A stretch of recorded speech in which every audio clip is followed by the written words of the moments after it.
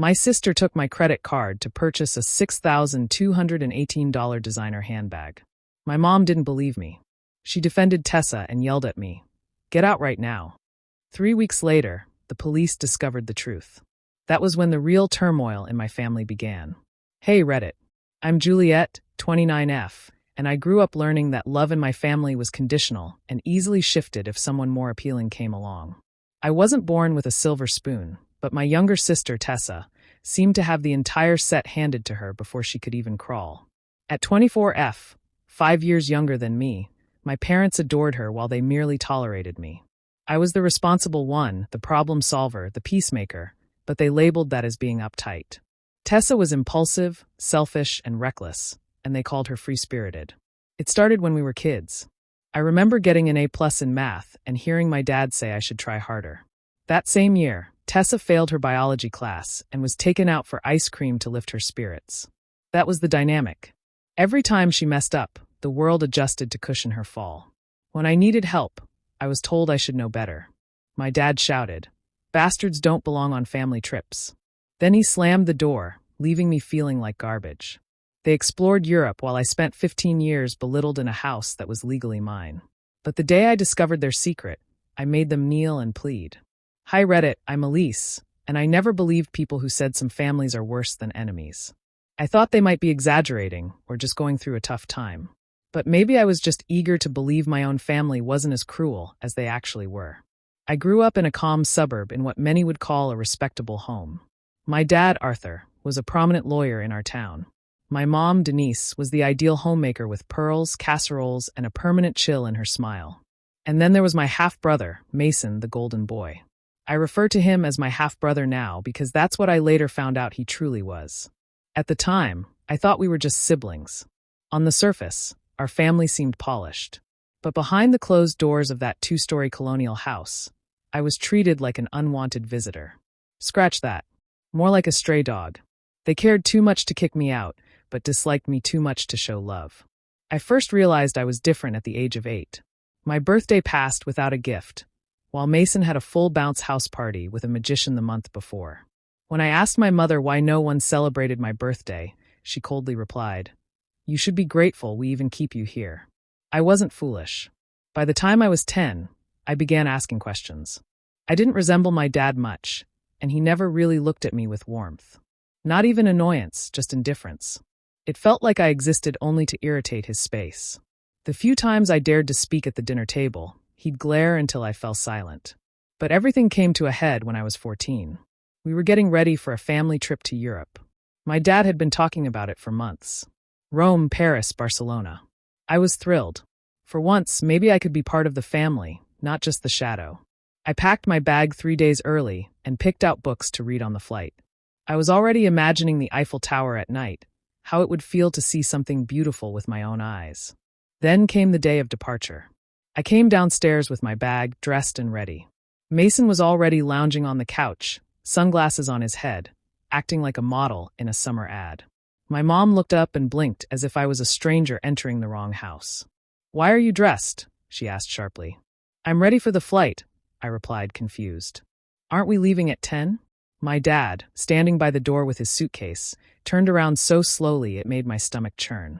He stepped forward, stared me down, then shouted so loudly the walls seemed to shake.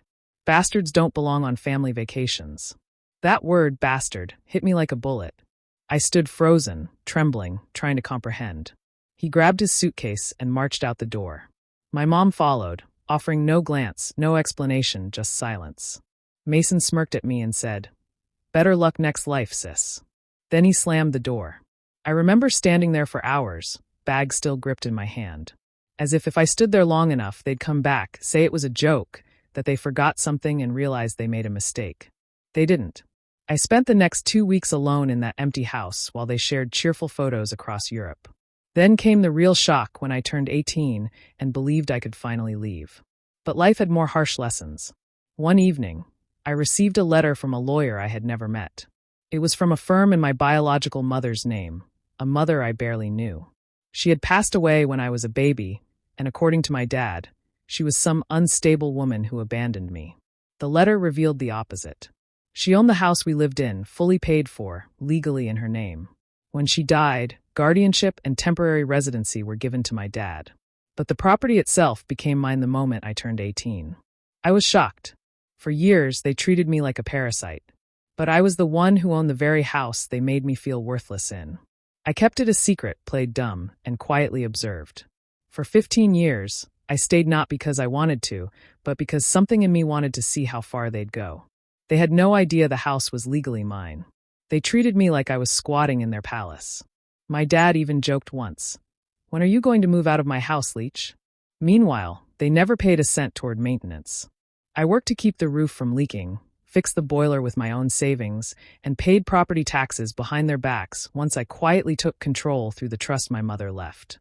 They were parasites, and I was quietly gathering every legal document, every financial record, every trace of what was mine. But the day everything truly changed, the day I uncovered their real secret, was when I walked into the attic after a storm. A stack of papers had fallen from a rotten shelf. One envelope addressed to Arthur caught my attention. It was from a woman I'd never heard of, postmarked just a month before my mother died. Inside was a letter that made my blood run cold. "Arthur, you promised me she'd never know. But now that she's asking questions, I want you to be honest. Elise is not yours. She was born from your betrayal, and I only raised her to protect your reputation. But I won't stay silent if you keep treating her like trash. She's done nothing wrong. She deserves a future." I dropped the letter. My mom knew. She knew I wasn't Arthur's biological child. And yet she raised me. Maybe not kindly, but she didn't abandon me. That meant Arthur wasn't just cold. He was wicked. He despised me not because I was illegitimate, but because I was living proof of his betrayal, his affair, his weakness, and Mason. Not my full brother, just the golden child born to preserve the lie. Everything fell into place. I wasn't unloved because I was flawed. I was hated because I was the truth. That day, something in me snapped, but not in a bitter, dramatic way. I became quiet, focused, dangerous. They thought I was weak. They had no idea what was coming. After reading that letter in the attic, I didn't scream. I didn't cry. I went downstairs, made myself a cup of tea, and opened my laptop. I had waited my entire life for someone to rescue me. A mother who never returned. A father who never claimed me. A family that only saw me as a burden. But now I was the storm, and they were going to drown in it. I started with a lawyer, Margot, sharp as glass, fierce and calm. I showed her the deed, the trust, and the attic letter. Her eyes widened as she read through the inheritance documents. "Elise," she said, "this house was never theirs to begin with. You have every legal right to it. They've been trespassing for years." So, we drafted the first official notice, an eviction letter. But I didn't send it just yet. I needed something more. You see, after they returned from their latest cruise, a celebratory trip for Mason's recent promotion, they planned a huge backyard party. Dozens of guests, my father's colleagues, Mason's smug tech friends. Even the mayor was expected. I decided that would be the stage. I didn't usually attend their events. They preferred to pretend I didn't exist. But this time, I walked down the stairs wearing the only designer dress I had ever splurged on for myself. Mason looked at me like I was dirt on his shoe. "You weren't invited," he laughed. I smiled back. "I live here, remember? Not for long," he smirked. "Dad's already meeting with a realtor. This place is going to be remodeled and flipped by summer." The nerve. They were planning to sell my house. The one my birth mother left for me. The one I paid to maintain while they traveled, partied, and paraded around like royalty. So I waited until the garden filled with guests, until the wine was poured, and the music was turned down. Then I stepped forward right in front of the microphone my dad had set up for his big announcement. I tapped it twice hard. Everyone turned. "Hi, I'm Elise. Some of you know me. Most of you probably don't. I'm Arthur's daughter." A murmur rippled through the crowd. My dad's face turned pale. Mason froze mid-sip. "I just wanted to let you all know this beautiful home legally belongs to me and has since I turned 18. It was gifted to me by my biological mother. The same mother Arthur lied about. The same mother he betrayed." I pulled out copies of the deed and trust, holding them up. "And as for this party, consider it your last one on my property. You all have 30 minutes to leave, or I'll have the police escort you out." Silence, then chaos. My dad stormed up to me, his face red, lips trembling. "You ungrateful little." "Touch me," I said calmly, "and I'll have you arrested for assault and trespassing." You don't own this house. You never did. Denise tried to chime in, but I cut her off. And you? You treated me like I was filth.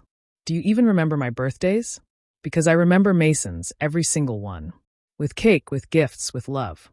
And I remember being told I should be grateful to be breathing your air. Tears welled in her eyes, but I didn't care. And then came the best part. Margot stepped forward from the crowd, dressed in sharp navy and holding a thick folder. She handed copies of the court order to Arthur and Denise. Effective immediately, you are hereby evicted from the property at 384 Larks Lane. All personal belongings must be removed within 48 hours under supervised conditions. My father looked like he had been hit by a truck. For once, Mason had nothing smug to say. They tried to plead. Yes, plead. Arthur even put a hand on my shoulder, something he hadn't done since I was a toddler. Sweetheart, listen. We can work something out. You don't have to do this. Don't call me that. I looked him in the eye and said the line that had been sitting in my soul for 15 years. Bastards don't belong on family vacations, right? So maybe they don't belong in family homes either. Arthur dropped his hand. I turned away and walked back inside, leaving them there as whispers spread among the guests like wildfire. The mayor slipped out quietly. Mason followed, furious and humiliated. That night, I slept soundly in my bedroom for the first time in years. Not as the ghost in the attic, not as the unwanted child, but as the rightful owner. The next day, movers arrived and packed their belongings while Margot and 2 officers supervised. Mason tried to claim the house was partially his. He even tried to get sympathy on social media, posting about how his evil sister kicked the family out.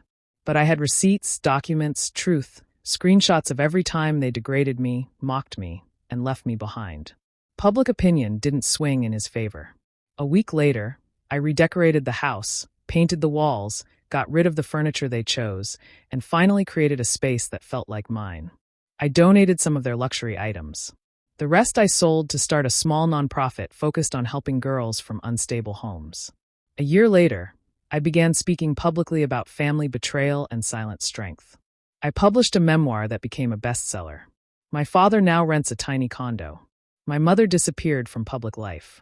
Mason is jobless after his drama went viral, and his company quietly dropped him to avoid bad PR. I built a life of peace.